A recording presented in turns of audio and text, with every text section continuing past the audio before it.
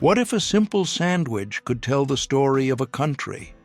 From Spam sizzling in wartime kitchens to the unexpected white bread with peanut butter and mayonnaise, every bite reveals a moment in time.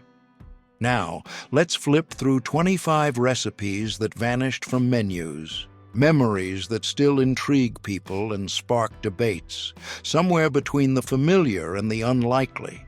The fried Spam sandwich isn't just canned meat.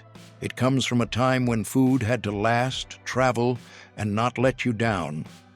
Launched in 1937, Spam took off during the wars because it was cheap, durable, and arrived intact at the front lines. In soldiers' everyday lives, it became routine. Once they came home, it became a memory. The build is straightforward: toasted bread, mayonnaise or mustard, and a fried slice with that crust that changes the flavor and texture. When there weren't many options at the table, it worked as proof you could keep going with what you had. In places like Hawaii, that presence turned into tradition and inspired Spam musubi, which still shows up in snack shops and cafes. Nicknamed the meat that won the war, it also ended up in magazines and church recipe booklets, always leading to improvisations. With every bite, a lot of people mix hunger, camaraderie, and the relief of making it back alive, something that changes the way you look at that snack. For many veterans, opening a can is still a small ritual of remembrance, and that's where the story picks up new layers. Mock chicken sandwich. During the Great Depression, when meat became a luxury, lots of families learned to trick hunger with creativity. That pressure is where a kitchen hack was born. Finely chopped tomatoes went into a pan with beaten eggs, shredded cheese, onion, and herbs. Everything cooked low and slow, stirred patiently until it thickened and started to resemble shredded chicken, both in texture and seasoning. The bread, which had to last the week, got the filling and became a meal. At the table, no one obsessed over what was missing. The focus was on who nailed the mix and how to make every slice go further. You didn't say, "It's fake." You said, "There's enough for everyone." Kids swore it was meat, and only much later noticed the trick. The smell on the stove pulled conversations about bills, small wins of the day, and plans kept quiet. And the recipes, handwritten on cards, traveled from neighbor to neighbor, making their way to church lunches and school events, where the real secret was something else, turning a little into a reason to keep going. And that still goes further. Sloppy Joe. Just hearing the name makes you picture the tasty mess it makes in the bun. The origin, though, is a mix of stories. Some point to a bar in Havana, others say it started in the 1930s, when a cook named Joe in Sioux City, Iowa, mixed ground beef, onion, tomato sauce, and seasonings to make it stretch. Whatever the truth is, the sandwich became a practical fix on American tables. It was cheap, fast, and filling, perfect for tight days. At home, it pulled the family around a serving dish. At school, it showed up at lunch and won over kids. Over time, the recipe opened up to variations. Other meats, more heat, meatless versions for people who preferred a different route. In the 1950s, ready-made mixes like Manwich sped up the craze and helped lock in the ritual of Sloppy Joe night. From there, it escaped the kitchen and landed in cafeterias, sitcoms, and everyday conversations, always proving that flavor and simplicity can go together. And that's where the story starts getting good. Peanut butter and mayonnaise sandwich. At first glance, the combo looks like a kitchen mistake, the kind that turns into a dare.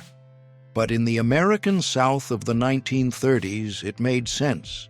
A quick way to kill hunger when money was tight.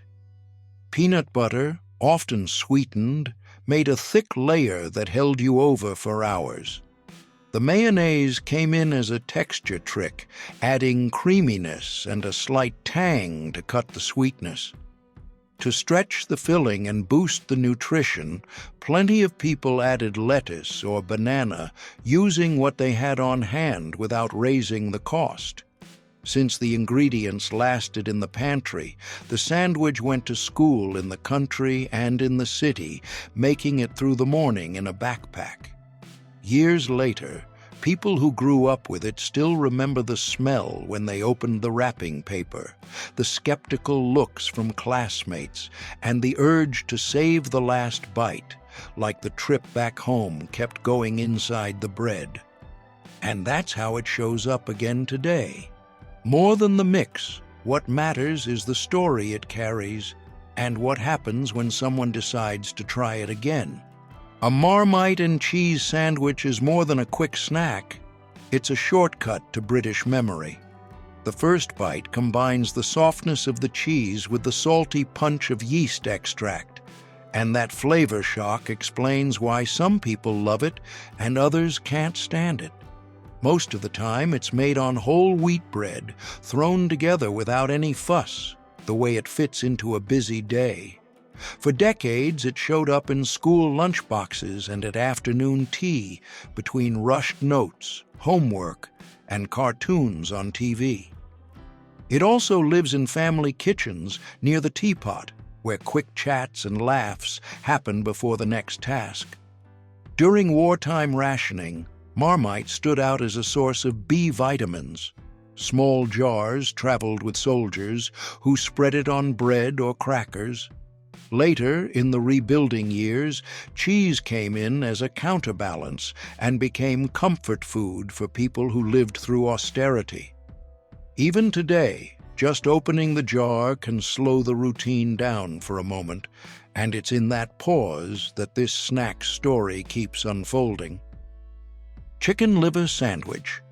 In the 1950s, long before fast food took over every corner, a lot of people looked forward to the weekend for a simple, honest treat. A homemade sandwich, quick and memorable. The livers soaked with garlic, salt, and lemon, then hit the heat until they softened just enough to slice. The strips, still warm, went into toasted whole wheat bread, got mayonnaise, lettuce, and tomato. It was the kind of food that showed up at modest birthdays when visitors meant you had to do it right, or at a lazy Sunday dinner. After the war, using organ meats wasn't weird. It was thrift and care because they were cheap and seen as a source of iron and vitamins, perfect for building up the kids' blood. In immigrant neighborhoods, the sandwich became a bridge to old-world recipes while still adapting to the American pace. And while the skillet worked, the cramped kitchen turned into a classroom. Moms showed the exact doneness, kids tasted, and every bite pulled up another memory and the idea for the next sandwich. The Monte Cristo sandwich showed up as a twist on the French croque monsieur. The base is simple: bread, ham, and cheese. What changes is the trip to the plate. Once assembled, the sandwich gets dipped in beaten eggs and goes into the pan, where it forms a golden crust that holds the filling together and keeps the inside softer. Then comes the contrast: powdered sugar dusted on top and jam on the side, creating a back and forth between sweet and savory that hits from the first bite. In the United States, it picked up steam in the mid-20th century when it appeared at Blue Bayou in Disneyland, and it became the choice for people who wanted something beyond the usual sandwich. In the 1960s, it rode the wave of attention-grabbing diner and theme park dishes without losing its practical side. With everyday ingredients, any kitchen could recreate the European idea with a very American spin. Since then, variations have popped up with turkey, different cheeses and breads that are softer or sturdier, but the rule stays the same. Don't separate the sweet from the savory. And that's where the most curious part starts, because the order of each bite changes everything. At the start of the 20th century, when meat barely showed up on the plate, a lot of people got by with a no-nonsense sandwich, mashed sardines with hard-boiled egg between two slices of bread. It was cheap, filled you up, and delivered the protein that kept families going. In the decades marked by World War I and then the Great Depression, canned fish became a constant in the pantry, and the egg came in to bulk up the filling, soften the sardines' strong taste, and fool the empty stomachs of kids and adults. In immigrant homes from the Mediterranean and Eastern Europe, that same sandwich worked as a bridge to the old country, echoing simple childhood dishes and table talk. Even today, for many people, the smell of fresh bread, sardines, and egg is enough to bring back the image of a cramped kitchen, the family together, the laughs that tried, if only for a moment, to turn hardship into a feeling of shelter. And it's in that meeting point of hunger, creativity, and memory that this sandwich keeps finding space in the minds of people who grew up with it. In the late 1800s, a different sandwich started showing up on American tables: the deviled ham sandwich, made with a finely ground, seasoned ham spread. In 1868, the William Underwood Company put that spread in cans, and the convenience got it into pantries. You just opened it, mixed in mayonnaise, a touch of mustard, and a few spices, spread it on bread, and you were done. Fast food before anyone even used that phrase. In a time when many homes didn't have refrigerators, the long shelf life was a big advantage. The little devil on the label became famous, showing up in ads and, during wars, ending up in rations, from the Spanish-American War to World War II. Later, as the suburbs grew, deviled moved into picnics, lunch boxes, and packed lunches, usually alongside a bag of potato chips and a little thermos of milk. And the taste, with just the right kick, kept a lot of people stocking a can. Low price and easy prep meant energy in the middle of a busy day, and there's one detail that helped make it unforgettable: potted meat sandwich.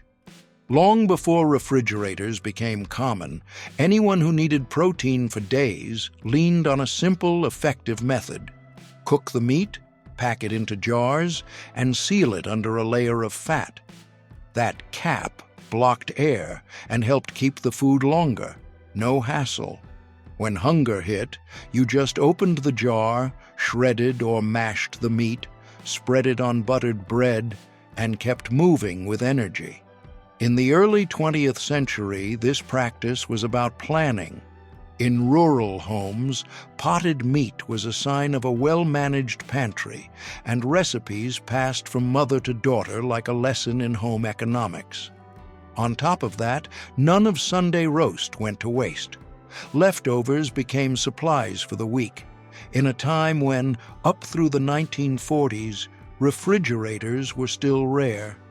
That's why the sandwich showed up in the packed lunches of miners, railroad workers, and farm laborers, ready to handle the trip and save the next break.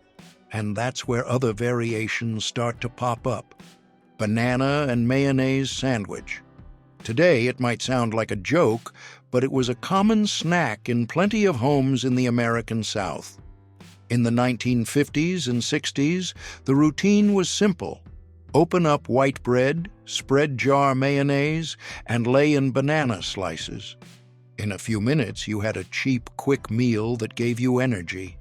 Kids took it to school, adults ate it on work breaks, and lots of grandmas wrapped it in paper for road trips and picnics. The habit grew in a country that sped up after the war. Convenience ruled, and whatever came out of the pantry without spoiling became the answer. In small towns, fresh meat and vegetables weren't always easy to get or steady, so bread, store-bought mayo, and ripe bananas got you through the day. Some families added peanut butter or a strip of bacon, paving the way for combos Elvis would help popularize, and that's where the most unlikely variations start showing up, one after another, in recipe notebooks, travel stories, and Sunday tables. Creamed corn sandwich. Go back to the 1940s and 50s. The lunchbox opens, and between two slices of bread, there's a warm filling of creamed corn. The surprise was part of the ritual. Some people side-eyed it at first, but others were thrilled, like they'd found a hidden gem. It came from being rushed and broke. When meat was scarce, you used what was in the pantry: canned corn, milk, a little flour to thicken it, and, if you were lucky, shredded cheese or herbs. Everything went on the stove until it thickened. While it was still hot, the cream got spread on buttered bread. You could toast it in a skillet or press it between hot plates, getting crisp outside and soft in the middle.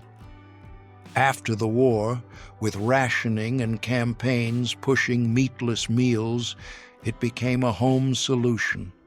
Parents liked the cost and the way it filled you up. Kids liked the texture and the slight sweetness. It showed up at church lunches and neighborhood recipe notebooks as a dish that stretched, and from there, each family tweaked the seasoning and the thickness. Among sweets and cakes, the cucumber sandwich often gets overlooked. It doesn't try to take over the table with heavy sauces or tall fillings. It bets on the basics: soft bread, a thin smear of butter, and cucumber slices so thin you can almost see through them. That quiet style found its place in Victorian England's drawing rooms alongside afternoon tea, and later crossed the Atlantic, landing in tea houses and women's clubs in the United States in the early 20th century. There it became the safe pick for spring and summer gatherings when cucumbers were in season and the heat called for something light. Etiquette manuals treated it as a practical solution. 2 or 3 bites, no crumbs, no mess, perfect for long conversations. In gardens, porches, and southern living rooms, it moved among brides, debutantes, women's groups, and suffragists, always there as the way people gathered, and women's place in those gatherings slowly changed. When it shows up again today, it brings a slower rhythm with it, and that's when it starts saying more than it seems. Tongue sandwich. The name freaks some people out, but for decades it meant care and a proper table in Jewish families and many European homes. Beef tongue went into a pot and simmered for hours until it yielded to the knife. Then came the ritual: thin slices, rye bread, dark mustard, and a pickle on the side to cut through the richness. In New York, people ordered it as casually as pastrami, and for many it tasted like a celebration, a simple lunch that felt special. But the wider palate changed. Nicer cuts became the priority. Organ meats lost ground, and the sandwich disappeared from places that once served it without shame. In the late 1800s and early 1900s, it was an economical choice for immigrants who used the whole animal. During World War II, savings campaigns helped keep it on the plate. Neighborhood delis held on to the tradition through the 1970s, and in a few spots, that memory still hangs on, ready to be tasted again. And when it comes back on a menu, nobody stays neutral. Cheese Dream Sandwich. Picture a time when the pantry was bare bones and every meal had to stretch. In the Great Depression, the Cheese Dream showed up. An open-faced sandwich made with a slice of bread, American cheese on top, and a few minutes in the oven until it turned golden and bubbly. When you could, you added a tomato slice or a pinch of paprika, small moves that made it feel different. Kids loved watching the cheese melt. Adults liked the low cost and the feeling of eating something real, especially when it came with soup, fruit, or even showed up at breakfast. Over time, the government started mentioning it in budget meal pamphlets, and it made its way onto school menus during World War II. Decades later, the idea influenced open-faced melts and the electric oven snacks of the 1960s. And the wild part is how current that logic still feels. Bread, cheese, heat. But from here on out, the variations start getting a lot bolder. Scrapple sandwich. On some tables in the Northeast, the day starts with a quiet block that tells an old story. Scrapple came from the Pennsylvania Dutch, descendants of German immigrants who farmed and learned to use every part of the pig. Leftovers from butchering are cooked, mixed with cornmeal and spices, and molded until firm. When it's time to eat, a slice hits the griddle. It crackles, forms a crust, and keeps the center soft. Some people let it brown longer so it breaks under a fork. Others cook it less to keep that tenderness. In a sandwich, it goes in generous portions on white or rye bread, sometimes with mustard, sometimes with maple syrup, and almost always with some family preference attached. In Pennsylvania, Maryland, and Delaware, the sizzle in the pan marks the weekend and starts a conversation, like a kitchen clock. And when you spot it in roadside diners or farm stands, the question stops being, "What is it?" and turns into, "How do you like yours?" A chicken and cranberry sandwich doesn't have to wait for November. It usually starts simply, leftover roast chicken, still a little warm, shredded up and paired with cranberry sauce that's just tart enough. From there, the combo becomes an excuse to dress it up. Some days it gets a slice of brie, other days a thin layer of mayo to hold it together.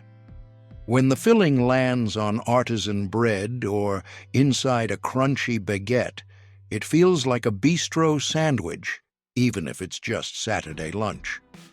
By the late 20th century, this idea of turning leftovers into a meal took off in cafes and brunch menus because it's fast and still feels intentional. On cold weekends, it shows up next to soup or a mug of coffee. At picnics and holiday get-togethers, each sandwich stretches the feeling of abundance and becomes the second round of the feast. With every bite, salty, creamy, and sweet blend together and bring back memories of a full table and laughter, setting up what comes next. Spam and pineapple sandwich. Picture a 1950s lunchbox opening. Inside, plain bread holds griddle-browned slices of Spam topped with pineapple rings. Sometimes there's cheese to melt. Other times, a drizzle of honey to lean into the sweet. The first bite delivers what it promises. Sweet and salty at the same time. No mystery, but definitely a surprise. In the era of canned foods and growing fascination with Hawaii, this mix was a shortcut to a tropical touch with zero effort. The sandwich showed up at improvised luau's, backyard cookouts, and even school lunches, matching the post-war rush for quick food, and every home tweaked whatever detail they had on hand. When Hawaii became a state in 1959, a lot of people started seeing the combo as a small celebration of that new connection. Family magazines suggested it as a way to switch up dinner, and many people baked it to get it bubbly. The pineapple caramelizes, the Spam gets crispy edges, and the bread holds it all together, making the home experiment ready for the next scene. Anchovy paste. Sandwich used to be a social password. After Ian Fleming put James Bond biting into one in For Your Eyes Only, the snack started saying more about lifestyle than hunger. The recipe was simple: anchovies mashed with butter, breadcrumbs, olive oil, and pepper, spread on hot toast and finished with cucumber or parsley. The result was intense and salty, calling for a full-bodied wine and a little courage for bold flavors. In the 1950s and 60s, it circulated at cocktail parties and men's clubs, especially among Anglophiles who wanted to master British codes. The brand Patum Peperium boosted the effect. Name, tradition, and an air of distinction landing in the pantries of upper-middle-class families, intellectuals, and artists. At the table, it became a marker of belonging, and the question hangs there.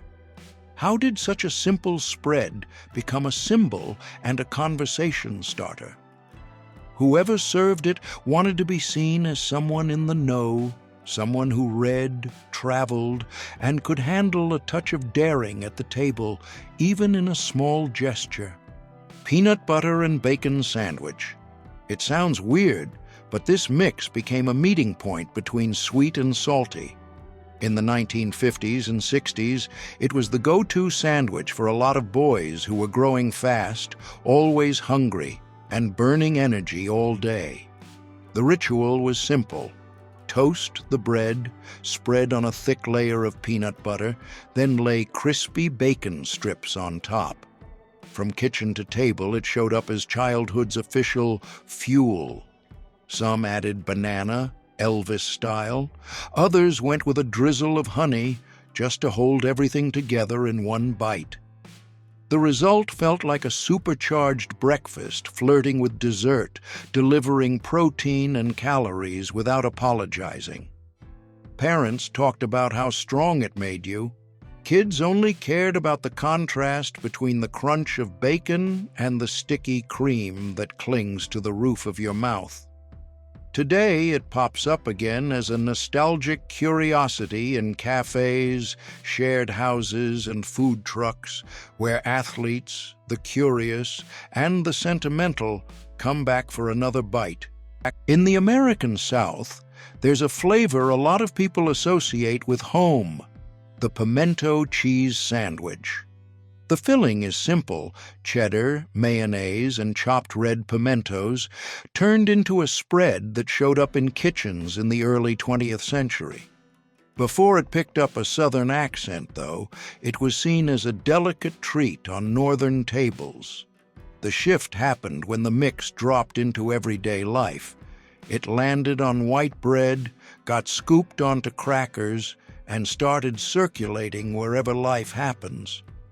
Suddenly, it was at packed backyards on picnic days, at church potlucks, and at game day parties.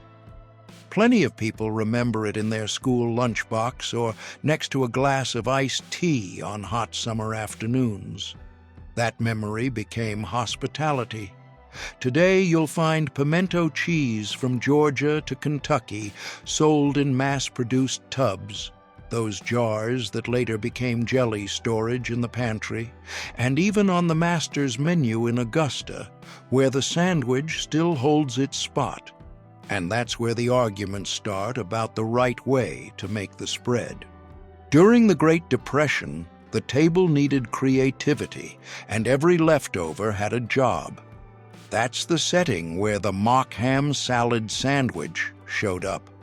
Ham, expensive and hard to get, was replaced with whatever you had: bologna and other deli meats forgotten in the fridge or on the counter. Everything got ground up and mixed with relish, mayonnaise, and a touch of mustard until it turned into an easy-to-spread cream. Then you just opened 2 slices of bread and built it. It made a lot, cost little, and fed more people. The name sounded like a joke, but the first bite shut down any doubts. It tasted like a ham sandwich, and for many, it didn't feel like a downgrade. That's how it moved through church lunches, picnics, and reunions, winning fans among adults and kids, drawn in by the pink color and the mild tang. In a lot of neighborhoods, butchers ground up mystery meats for anyone who wanted to take that flavor home, and the recipe became a fixture at community tables, post-funeral lunches, and gatherings where the food helped get the conversation going. Victory Sandwich. After World War II, it became a snapshot of everyday life, simple, practical, and full of intention. In many homes, it came from whatever was left in the pantry. Day-old bread, a little butter, slices of deli meat, pickled vegetables, or whatever mix was possible, with no waste. Peace returned, but the lesson stayed. Saving wasn't lack. It was care. And there was pride at the table when the vegetables came from victory gardens tended during the war. Patriotic cookbooks suggested variations to lift spirits and keep people united. Parents used the meal to tell kids about collective effort and respect for food. In some towns, schools held victory lunches, testing leftovers and backyard produce. Official pamphlets taught combinations and portions like little maps for getting through scarcity. Every bite reminded you the future was built day by day with small choices. The ingredients changed, the idea didn't. Turn a little into something shared, and that pulls us into the next chapter of this story. Imagine opening your lunchbox at recess and, before your first sip of juice, running into an olive loaf sandwich. For people who grew up in post-war America, it found its place in the 1950s and 1960s. The deli meat came in pink slices marked with green circles, ground beef and pork held together by salt and olives, which added a tangy bite different from the usual cold cuts. With mayonnaise or mustard and a leaf of lettuce, it became an easy lunch for school, work, and picnics. No surprise, it was one of the early products pushed in campaigns aimed at homemakers, promising savings, variety, and a modern table. The look helped it sell. It was like a mosaic inside the bread. Today, it shows up less on shelves, but one bite can still light up memories of kitchens with linoleum floors, noisy recesses, and hot summer afternoons, crumbs on your lap, and laughter all around. And it's from this kind of simple, straightforward detail that the next scene of our video is going to start. Fish stick sandwich. In the 1950s, when home freezers started becoming common, a product built for speed showed up. Breaded fish sticks, ready to go from freezer to oven. Soon they worked their way into the routine of TV tray dinners. The setup was almost automatic. Bread, a few baked sticks, ketchup or tartar sauce, and done. In schools and cafeterias, the formula became standard, because you could feed a lot of people with very little hassle. Even kids who turned their noses up at seafood started accepting the mild flavor and soft texture. In many Catholic families, Meatless Fridays picked up a new ritual. TV ads with brands like Gorton's repeated the same promise: fast with no effort. At home, everyone adjusted the sandwich to whatever was in the fridge: American cheese to melt, pickles to cut the richness, or a fish melt made in a skillet. If this sandwich ever showed up at your table, tell us the memory and your family's version. That's how food history keeps moving. And that's it for today. Thanks for coming along on this trip through kitchen memories. If you enjoyed it, hit like, subscribe, and share it with someone who's going to remember that sandwich the second they see it. See you in the next video. Until then.